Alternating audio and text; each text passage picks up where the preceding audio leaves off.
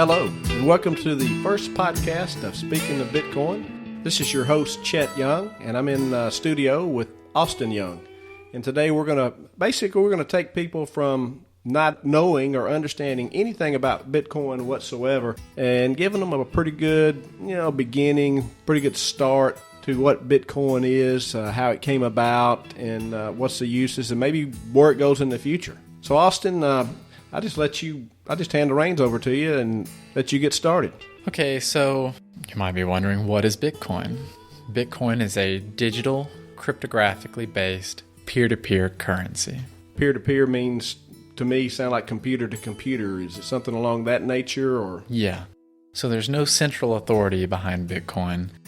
Everyone runs their version of the software. Their software has to conform to the rules of the Bitcoin protocol. But it's peer-to-peer in that everyone can participate and no single person or group has control. You mentioned software, so that means I've got to have some type of software package running on my computer, or nowadays like on an iPhone or an Android phone, or a smartphone, so to speak. Mm-hmm. Yeah, so you have to have a Bitcoin wallet, and your Bitcoin wallet sort of stores your Bitcoin in a way. It holds your access to your Bitcoins. And when you create a transaction, it broadcasts the details of your transaction, to everyone else in the network. And that's, again, it's peer-to-peer. So you are letting everyone else in the Bitcoin world, in the Bitcoin network, you're letting them know about the details of your transaction. Now, Bitcoin's fairly new, right? I mean, I just heard about it.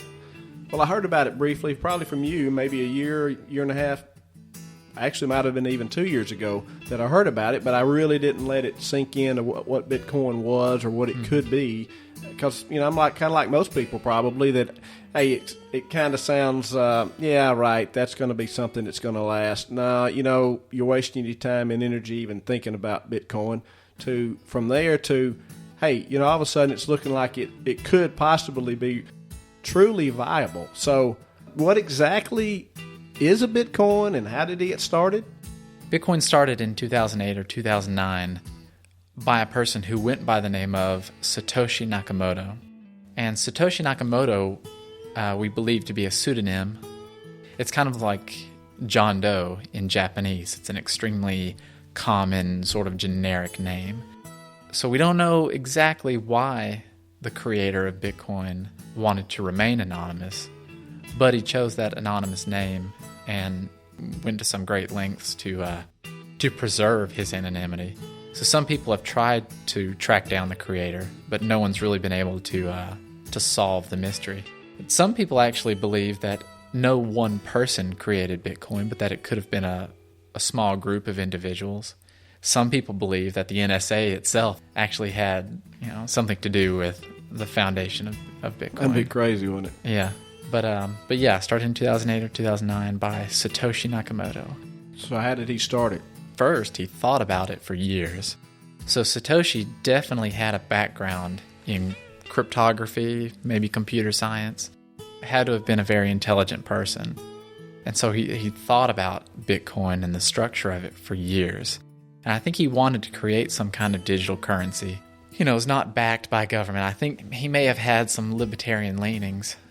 He didn't like how, with the US dollar, for example, the Fed, the Federal Reserve, has lots of power to, inflate the currency and to implement monetary policy that maybe we don't all agree with, and, for different purposes and whatnot. So, but what if we had a currency that was stable in monetary supply, a fixed number or a very steadily controlled number of currency units?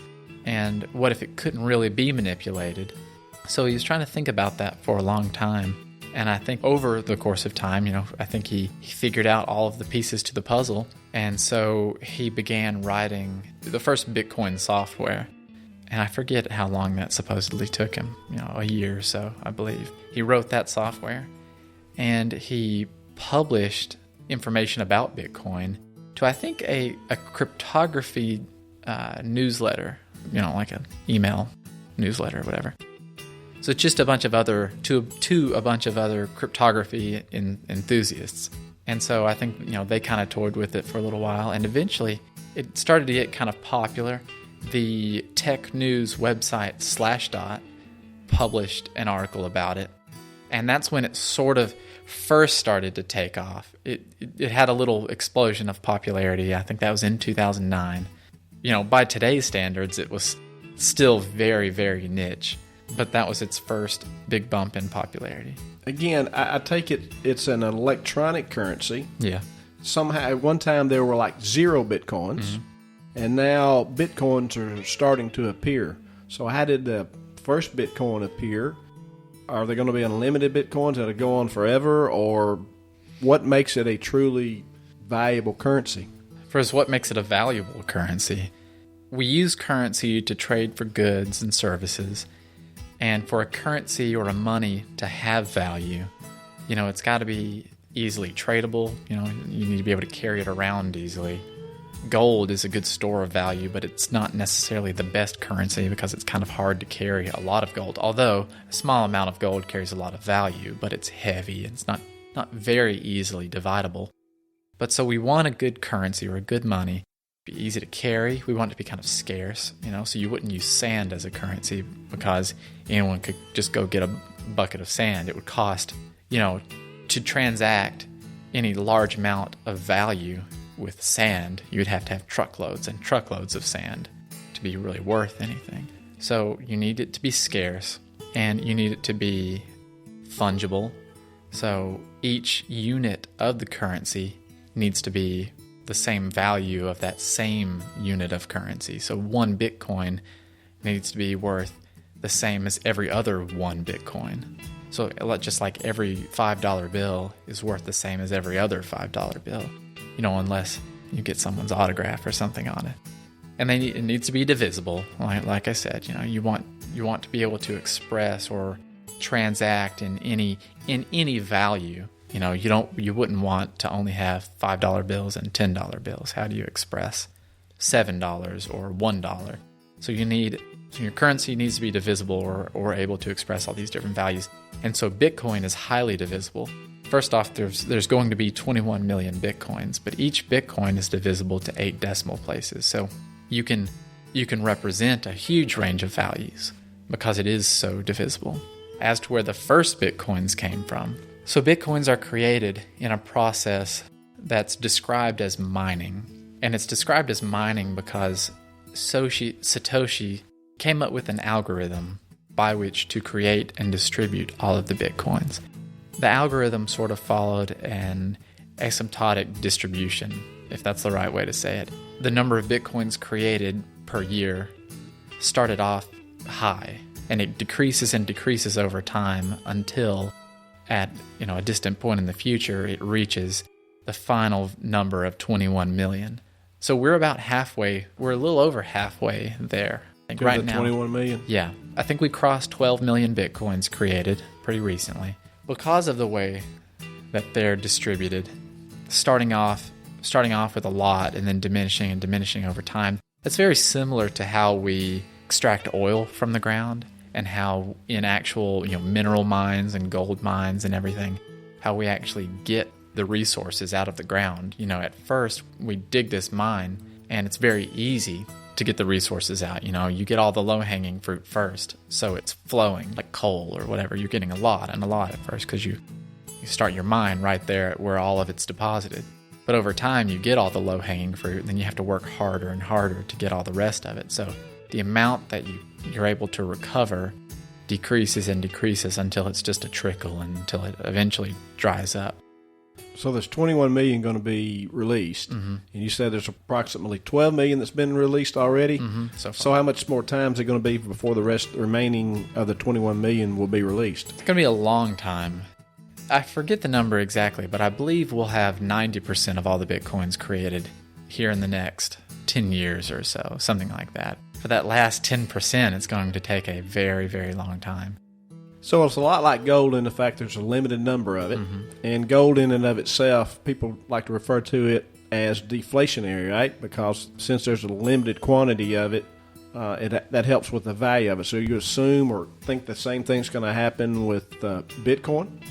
Yeah, if Bitcoin really takes off, and people are storing a lot of value in it and using it for a lot of, transactions and everything, then as the economy grows and more value is sort of allocated or stored in Bitcoin, the price of Bitcoin can only continue to go up, because at least once the 21 million have been created, no more will be created. Obviously, if you put more and more value in it, then the value that each Bitcoin stores has to go higher. So it's deflationary in that sense. Okay, now, again, me as a person that's just now learning about Bitcoin, I understand it's a currency. You mentioned something about wallets. I assume that's what you put your Bitcoins in once you have a Bitcoin. But how do I go about getting Bitcoins? And then once I have them, can I spend them, and how do I spend them? Well, to get Bitcoins, you can do it a number of ways. You can do some work, and you can be paid in Bitcoins. You can sell something to someone who has Bitcoins and receive them as payment. Or you can mine them yourself. If you want to try to be a miner, you can do that. It's getting harder and harder all the time. But technically, you can mine Bitcoins. My understanding is that's going to bigger, larger bit mining companies, so to speak, or groups that come together and to form a bit mining company and go mine the Bitcoins.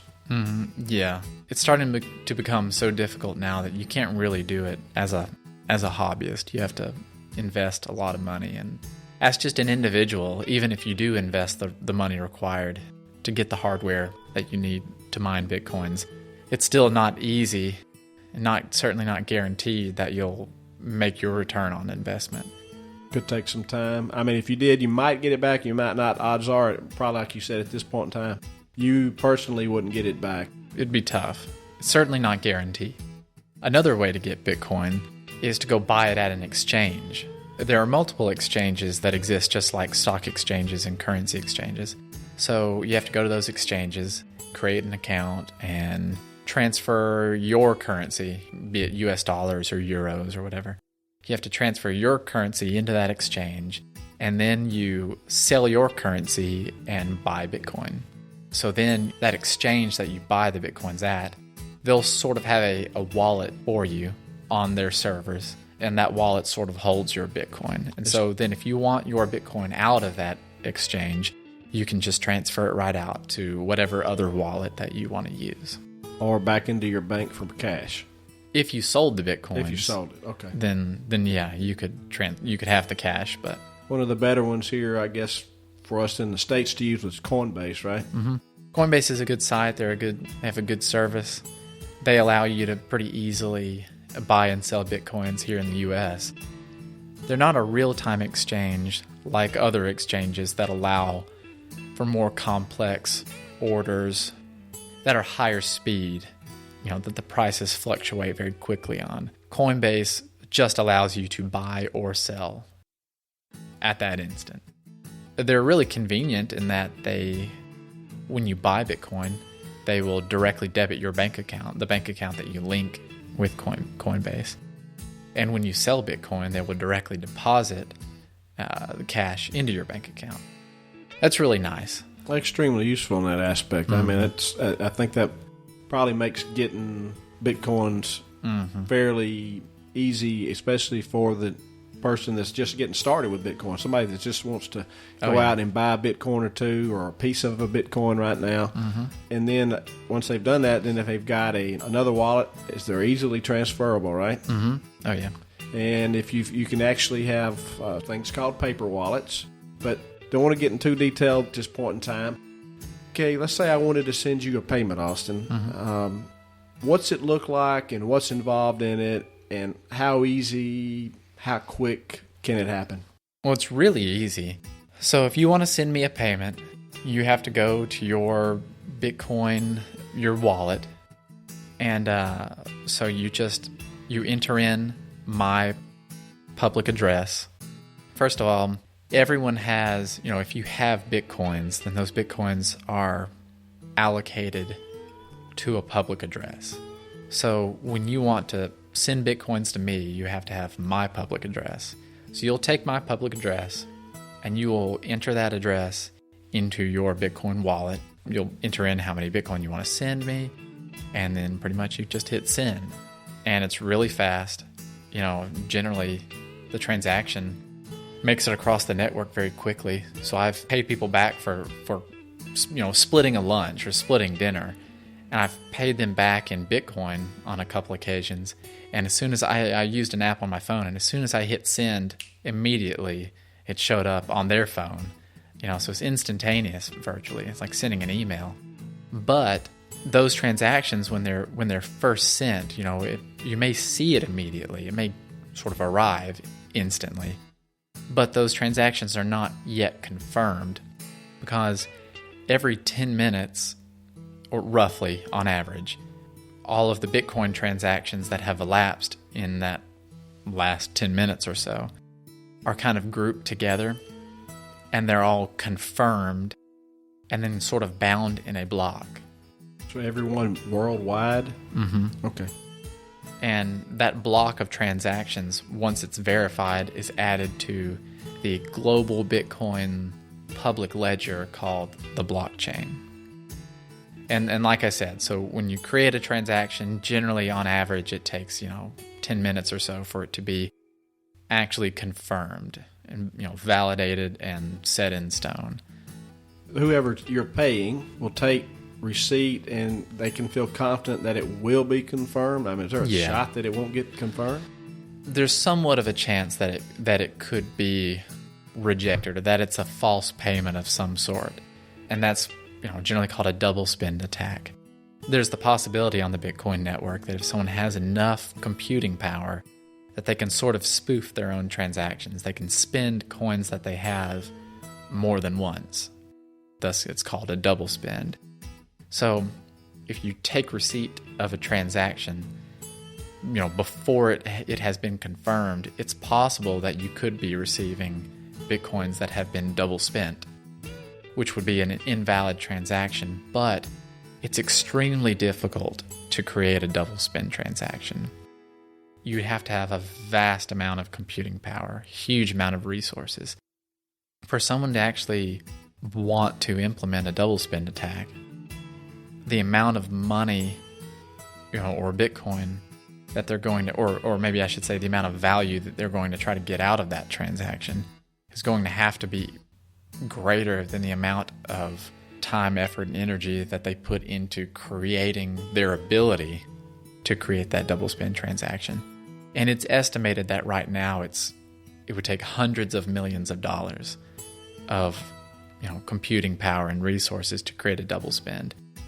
You're very unlikely to have that happen. So for any relatively small value transaction, it can be trusted upon receipt.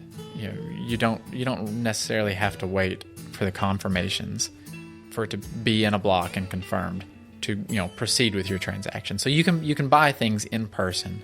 It would work at a store or face to face. I should be able to just pay you, if I'm buying groceries, I could pay you $50 worth of Bitcoin and then walk away. So you'll see it show up and I can walk away, because it's such a low value compared to the amount of effort it would take to double spend that you don't have to worry about it, really. Got a couple of questions again, maybe as a new user, a new person that's getting involved or wanting to start buying and utilizing Bitcoins. I hear you that you say it's somewhere between 2008, 2009 and got started. So at that point in time, for sure, virtually nobody would have heard about it. Yeah. And so as the time has elapsed and Bitcoin has become more popular, Bitcoin it's worldwide, we already know that.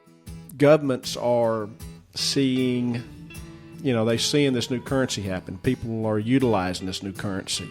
Is there any incentive for the government maybe to allow that to happen, or do they have incentive that they don't want it to happen because it might affect their money?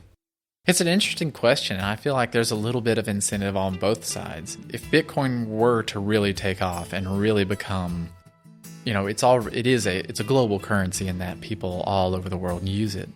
But if it was going to become a currency at the level of the euro or at the level of the dollar, $1 trillion worth of value or something stored in it, pretty big.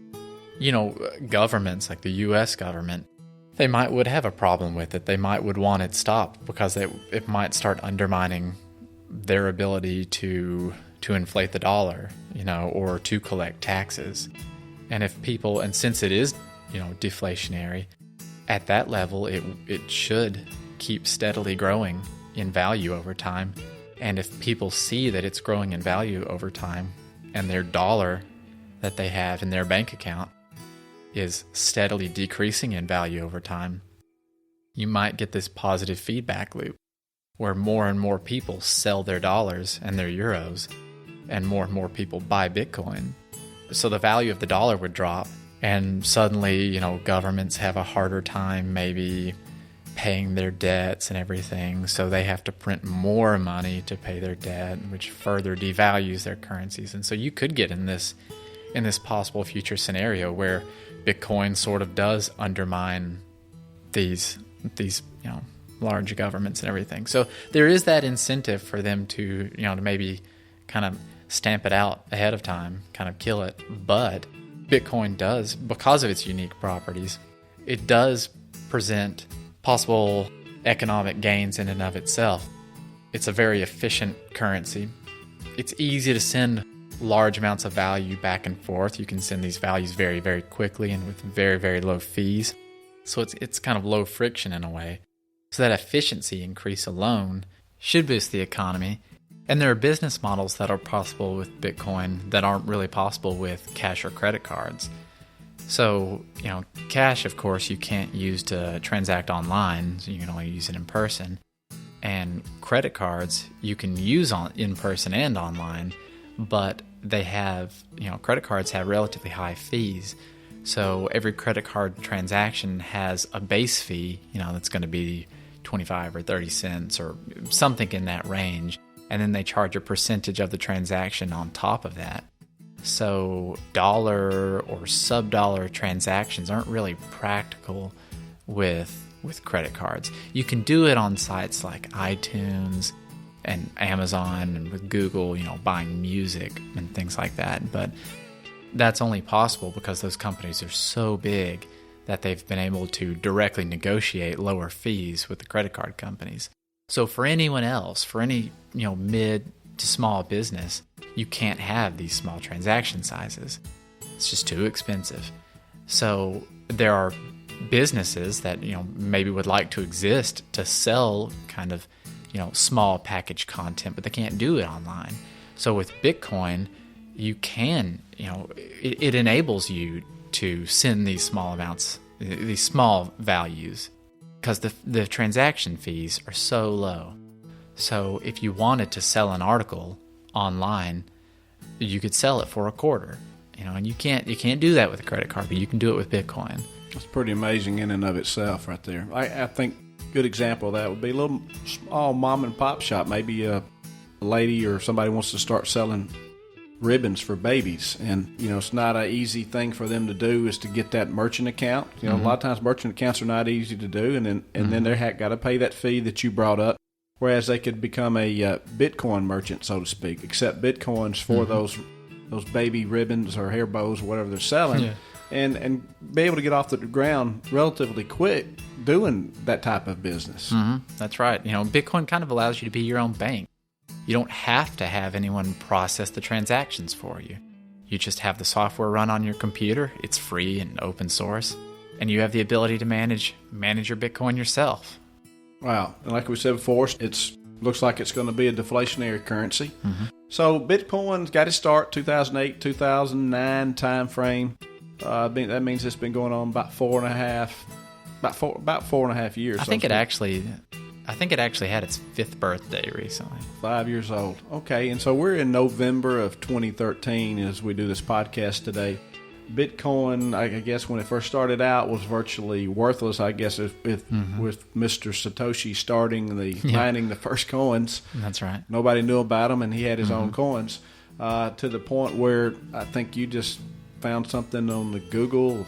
Well, Bitcoin today, first of all, is worth over $800 per coin, depending on which exchange you go and look at.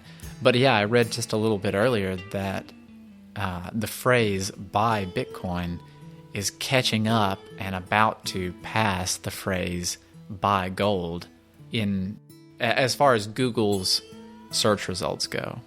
That's interesting. What that means is it's enough momentum, maybe. I don't know if that's a good word. It's getting out there, or awareness. Maybe it's awareness is getting out there. Probably didn't hurt with the Senate hearings this past week, but enough awareness is getting out there that people are wanting to know what Bitcoin is. Hence why we're doing this podcast. And how do they get it? Hopefully today we're able to shed a little bit of light on how a person gets it and how Bitcoin came about. Certainly appreciate your time, and hopefully you'll be available to do some future podcasts with us. So thank you for being here. Thank you, folks, for listening to the first Speaking of Bitcoin podcast. And until next time, this is Chet.